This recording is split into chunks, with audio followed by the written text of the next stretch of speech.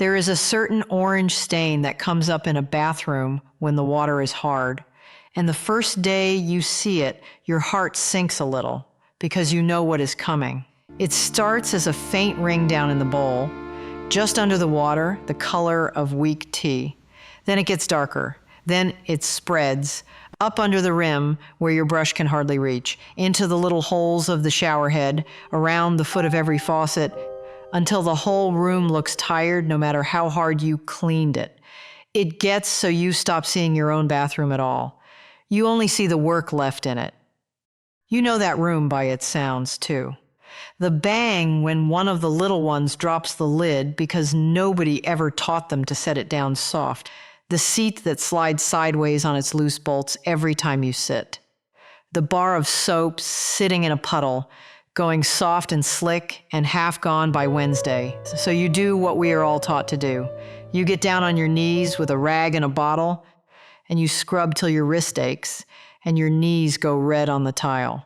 You buy the spray that foams blue, and the cream that smells like bleach and lemons at once, and the bottle with the bent neck that promises to reach where your hand cannot. Scrub it white on Saturday. And by Monday, that ring is back like it never left, and you start to feel like the house is beating you. Let me sit with you a minute this morning and tell you something. You have been handed the wrong tools, all of you, and not by accident. The thing that fixes every bit of this has been sitting in your kitchen drawer the whole time, and it costs about $1. My name is Miriam Hostetler, and I am 77 years old. I have kept this same house here in Lancaster County for 56 years, beside the man I married when I was 21. We raised 6 children in these rooms, and there are 23 grandchildren now, and a good crowd of great-grandchildren besides, and not one of them has ever seen me bring a fancy bottle home from town. What I know, I did not learn from a book. I learned it in the milk house beside my husband's mother. When I came here a young bride, I have boiled my own soap from their milk longer than most of you have been alive, and there is a quilt frame in my front room that is hardly ever empty. The women who kept these houses before me ran them on almost nothing because they had to, and because they thought wasting was nearly as bad as lying. You learn the worth of water in a hurry when you have to carry every drop yourself. Winter, our pump froze for near 3 weeks. We melted snow on the stove for all of it, the goats, the wash, our own dry throats, and you do not pour a thing down the drain careless after a winter like that. Most of what they sell in those bottles is just a way of not having to think about your own house. Thinking was never the hard part, though. Paying attention was. That is the whole of what the old women had that we have lost, not cleverness. Attention, before I show you a single thing, let me tell you how I learned what almost everybody gets wrong about that stain.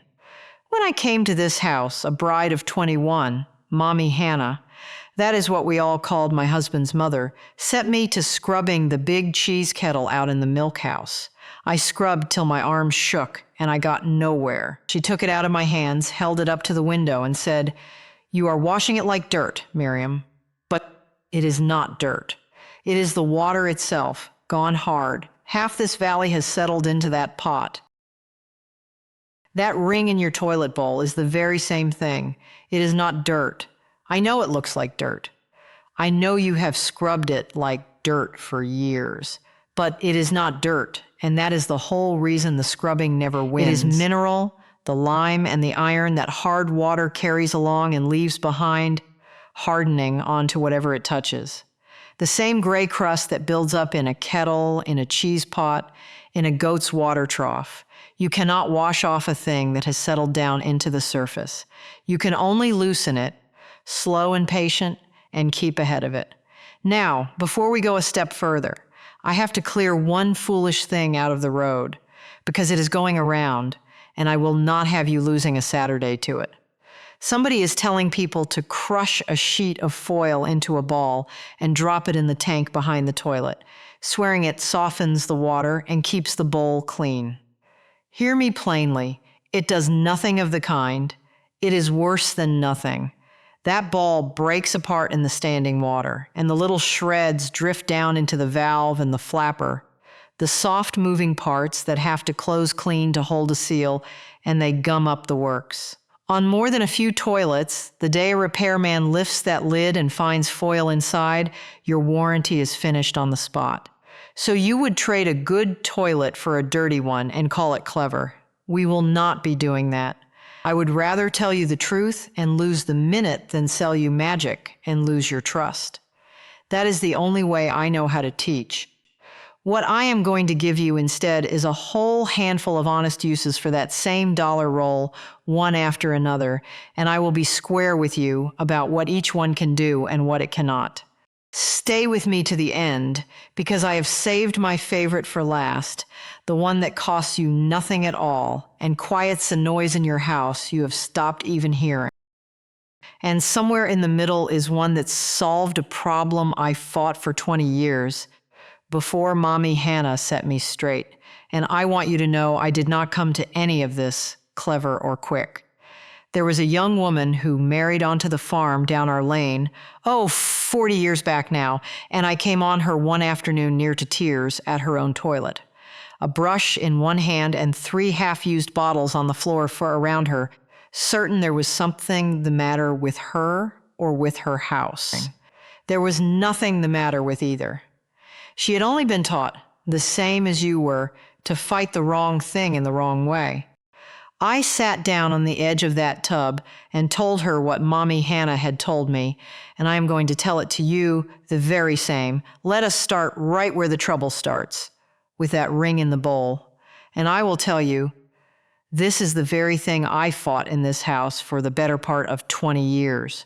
I scrubbed it every way there is, and it always came back. Not until Mommy Hannah's lesson finally sank in did I quit washing mineral like it was mud and start lifting it off instead. Now, I will be honest with you first. If your stain is an old one, dark and deep, built up over years before you ever moved in, dry foil will not lift it, and anybody who tells you it will is selling you something. That kind needs a long soak in something acid, and I will show you that another day. But where the crust is young, just starting, that pale bloom around a drain or climbing the foot of a faucet, foil will take it off better than any rag you own. You tear off a piece about the size of your palm, and you crush it up loose so it keeps some ridges and points. You wet it under the tap, and you rub the spot in little circles, gentle, no harder than smoothing a wrinkle out of a quilt, and I've smoothed plenty in my day. The crust comes away, the shine stays. The reason is simple, and it is old. Foil is softer than the porcelain and the chrome underneath, so it will not scratch them. But it is harder than that thin skin of mineral on top, so it lifts the mineral right off and leaves the good surface be. A whole roll costs $1, and one roll lasts me a season and then some. And that is only the first of them, mind, and not even the one that puts the most money back in your pocket. That one is still ahead. The same goes for the foot of the faucet and for a shower head gone crusty and crooked, spitting off sideways because half its little holes have crusted shut. Work the foil over it the same gentle way. And here is a little thing I have done in my own milk house for 40 years. Once the metal is clean, tear a scrap of foil and wrap it loose around the spot where the crust always comes back and leave it a day. It keeps the wet and the air off the bare metal, so the new crust is slower to start. Now, the faucet is the smallest of what this dollar will do for you. Wait till you see what it does for the thing you throw money away on every single week, and that thing is soap. I have made my own soap from our goat's milk every autumn for over 50 years, so it pains me more than most to watch a good bar drown. And I do not say that lightly, for I know to the hour what a bar costs to make. Come the first cool days of fall, my daughters, and now their daughters, gather in my summer kitchen for what we have always just called soap day. We render the fat down slow. We stir in the goat's milk careful so it does not scorch. We cut the bars and set them up on a rack in the cellar to cure for weeks before one of them is allowed near water. A bar of my soap has a whole season of hands in it. So you will understand why it galls me to watch one slump in a wet dish and slide away to nothing by Wednesday. A bar of soap melting in a wet dish is money running down the drain right in front of your eyes. Now, folks will sell you a little plastic rack for the dish. It will go mildewed in a month and crack in two. Do this instead. Press a square of foil down into the dish so it lines the whole bottom. Turn the edges up into a little tray and pinch a few ridges across the middle with your fingers. The bar sits up high on those ridges, and the water drains off into the channels between, so it dries hard between washings instead of staying soft. A bar that used to last you a week and a bit will stretch to near 3. That is real money over a year on a little thing nobody ever stops to think about. That is money leaking out of your house a drop at a time, and nobody ever sees it go. Now I am going to show you the prettiest thing this little roll does in all the world, and there is a story to it. So come closer. The only set of silver I have ever owned came to me from Mommy Hannah the spring before she passed. She handed it over wrapped in a clean flour sack, with hardly a word. That was her way with anything that mattered. By the year my oldest granddaughter married out of this house, it had gone dark in the drawer, that dull brown-gray film that settles over real silver when it sits a long winter shut away. And it was Edna Stoltzfus, who I have quilted beside for 40 years, closer than a sister, who sat me down at my own table and showed me the foil and the soda. I have not touched a polish jar since. I will tell you, when that wedding table was laid, and Mommy Hannah's silver lay down the length of it, catching the lamplight, bright as the day she was given it herself, I had to go out to the porch a minute and collect myself. That is what a clean fork can hold, if it is the right fork. You line the bottom of a basin with foil, the bright side turned up. You lay the silver right down onto it so that every piece is touching the metal, not heaped, each one resting against the foil. You heat water good and hot, stir in a heaping spoon of washing soda, or plain baking soda if that is what your shelf holds, and pour it over them. Then you just stand and watch, because it starts the very moment the water covers them. The dark lifts right up off the silver and goes over onto the foil, and it stays there. The silver comes bright again all on its own. No scrubbing, no bending over the sink, rubbing each fork till your wrist gives out. The foil just takes the tarnish. It wants it more than the silver does, and that is the whole of it. A few minutes, a rinse under clean water, a soft towel to each piece, and your silver shines like the day it was first put in your hand. But hear the caution, because the caution is part of the gift. This is for solid silver and good plate and nothing else. Never put a piece with a lacquer or a finish over it into that bath, because it will strip the finish clean off. And never your good table knives, the ones with the blade set down into a hollow handle with glue, because the hot water works that old glue soft, and one evening at supper, the blade will turn loose in your hand. Those you keep out of the water and wipe by hand the slow way. Telling you the truth about where a thing fails is the only way I know to be trusted about where it works. Now, before I give you the very last one, the one I love best, let me fold in a few small ones quick, because this roll is generous and I will not let good knowing go to waste. They are little things, but little things, set one beside another, are the whole of how a house is truly kept. When my granddaughters come to stay, they bring their little chains and necklaces along in a bag, and every time they pull them out in one cruel knot, pulled so tight they sit on the edge of the bed near to tears trying to work it loose. Here is all it takes.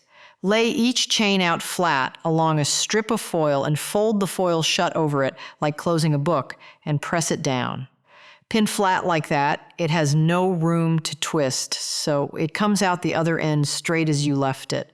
My granddaughters have stopped crying over their tangled necklaces in this house, and that is worth more to me than $1.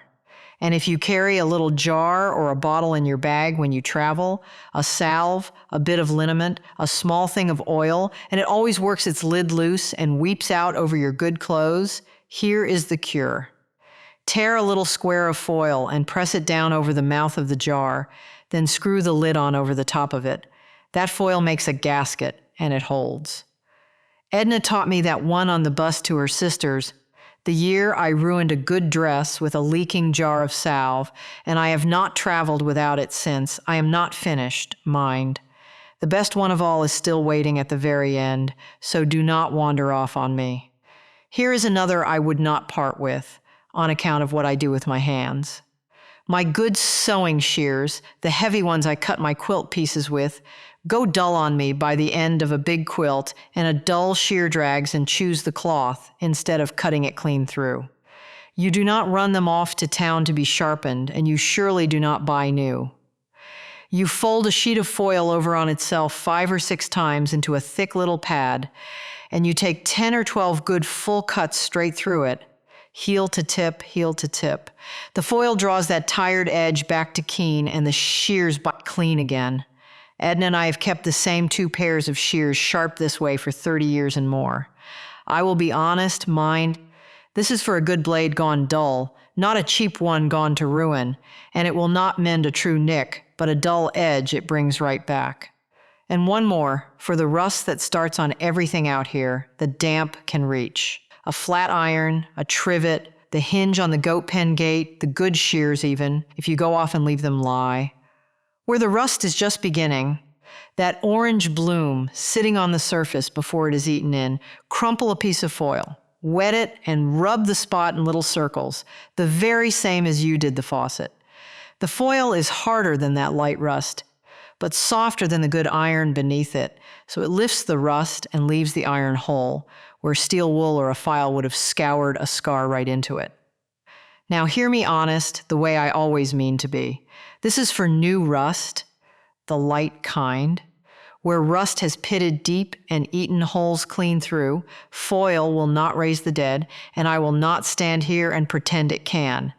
And here is the smallest one of all, but it is money just the same. If you keep a bit of steel wool by the sink, and it rusts itself into an orange ruin in its own little dish before you have used the half of it, set it up on a folded scrap of foil so the water drains off it and the air can get underneath. It dries between uses instead of sitting in the wet, and a pad that used to rust away in a week will serve you 3. There is that word again. 3. Foil has a way of turning one of a thing into 3 if you let it work now. The one I promised you. The one that costs you nothing at all and quiets a thing in your house you have stopped even hearing. Come back to the bathroom with me a minute. You know the rattle, I mean. Every time the lid comes up or goes down, that little knock of the seat against the bowl, or the whole seat sliding loose under you, no matter how many times somebody has gone at the bolts with a screwdriver. Take a strip of foil and fold it over on itself a few times into a firm little pad. Tuck that pad up under the hinge, where the seat meets the bowl, into the gap that is letting it move. Use as much as the gap asks for until the wobble is gone and the knock is gone with it. It is the very same trick I have used for 50 years on the 3-legged milking stool that always rocked on the barn floor, a folded scrap pushed under to take up the gap, and the rocking simply stops. And here is a thing I could not have told you when I was young, because I had not lived it yet. You do not notice how a small, steady rattle has been fraying at you until the day it stops. Then the room goes still, and some knot in you loosens that you never knew was pulled tight. It costs you nothing, a scrap of foil off a $1 roll, and it gives you back a little quiet, which is no small thing at all. Not once you have lived years in a house that rattled and you stopped hearing it. I lived in this house a dozen years with that seat knocking before anybody thought to show me the fix, and the evening it finally went still. I stood in that little room with my hand on the edge of the sink and near wept, and I could not have told you why if you asked me. Some of the things that wear on us the hardest are the very ones we have stopped being able to hear. Now, I want to say a plain word about why nobody ever taught you any of this, because I think it is owed to you. Think of how many bottles stand under your kitchen sink and along the back of your tub right now. a different one for every job, a different color, a different smell, a different price. And nearly every one of them, if you turned it over and read the small letters, is the same few plain things you already own, poured into a fancier bottle and sold back to you at 10 times the cost. I am not going to tell you somebody did this to you on purpose. I do not think there is a wicked man anywhere rubbing his hands over your toilet ring. The truth is quieter and sadder than that. Nobody had to plan it at all. Over 100 years, little by little, the bottles got cheap and easy, and the old knowing got to feel like a bother, and so people set it down by the road and walked on and never went back for it. And that, the setting it down, is what truly costs you, not the toilet ring, the forgetting. The only way back is the slow one, the one you and I are doing right this minute, one kitchen at a time.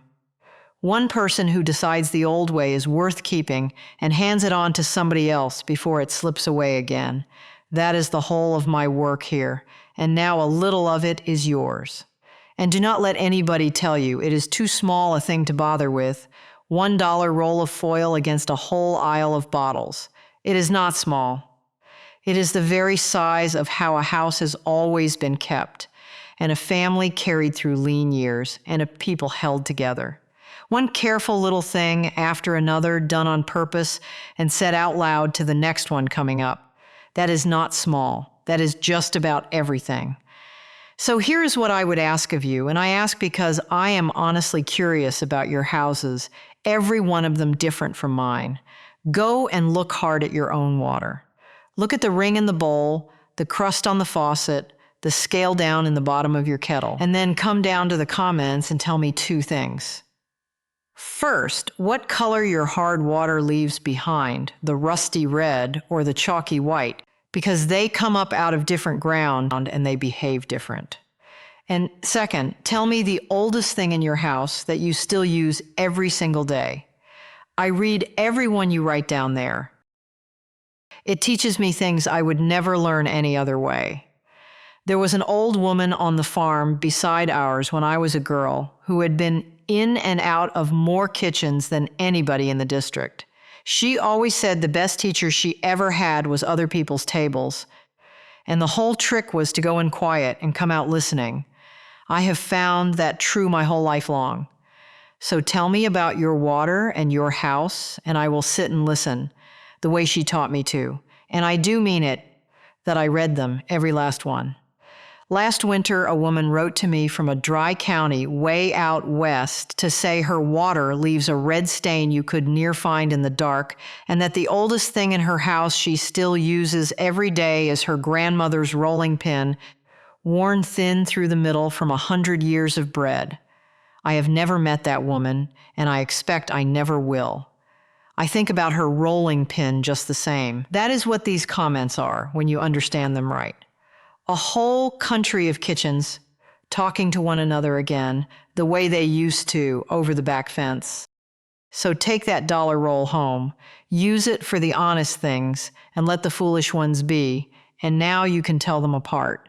A bright faucet, a quiet seat, a bar of soap that lasts the month, sharp shears, bright silver fit for company, all of it out of one little roll that costs less than the coffee you bought this morning. My own mother, near the end of her life, could no longer see well enough to thread a needle. But she could still tell me, from her chair by the window, exactly how to lift a stain out of a tablecloth, or how to keep a cellar cool through August, or which moon to set the cabbages by. I wrote none of it down. I did not think I would ever forget the sound of her voice telling me. I have forgotten the sound of a great many things since. I have not forgotten one single thing she taught me with her hands, and that, more than any dollar saved, is why I sit here and talk to you. So remember where all of this truly comes from, not from me. I did not invent a single thing you saw today. I'm only passing along what was handed to me in a milk house and at a quilt frame and across a kitchen table by women who had far less than you have and knew far more than we do. They were not smarter than us. They were only paying closer attention because they could not afford to look away. Every one of these is really just some old woman still looking after you, years after she is gone. If sitting with me this morning brought you a little quiet, then stay near, and I will keep setting these old things down for you, one at a time, the way they were set down for me. The good Lord keep you and keep your house. And come back and see me soon, for there is always more in an old woman's drawer than one morning can hold.